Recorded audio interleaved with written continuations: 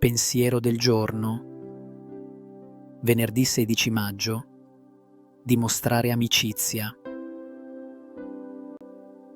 Accoglietevi gli uni gli altri come Cristo ha accolto voi per la gloria di Dio. Dalla lettera ai Romani, capitolo 15, versetto 7. Queste parole di San Paolo ci ricordano uno degli aspetti più toccanti dell'amore di Gesù, l'amore con cui Gesù ha accolto tutti durante la sua vita terrena, in modo particolare i più emarginati, i più bisognosi, i più lontani. È l'amore con cui Gesù ha offerto a tutti la sua fiducia, la sua familiarità, la sua amicizia, abbattendo una ad una le barriere che l'orgoglio e l'egoismo umano avevano eretto nella società del suo tempo.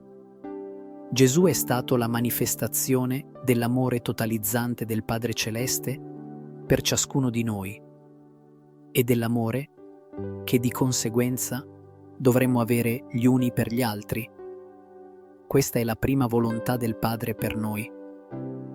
Perciò non potremmo dare al Padre una gloria maggiore di quella che gli diamo cercando di accoglierci l'un l'altro, come Gesù ha accolto noi. L'accoglienza dell'altro, del diverso da noi, è la base dell'amore cristiano. È il punto di partenza, il primo passo per costruire quella civiltà dell'amore, quella cultura della comunione a cui Gesù ci chiama soprattutto oggi.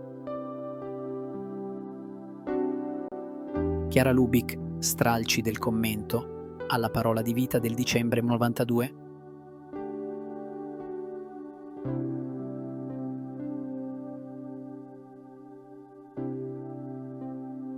Ciao, se ti è piaciuto questo video, metti mi piace, dito in alto, e iscriviti al canale.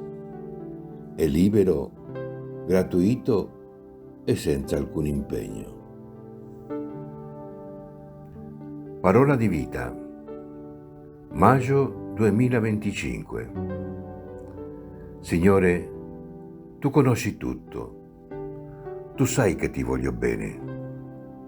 Vangelo di Giovanni, capitolo 21, versetto 17.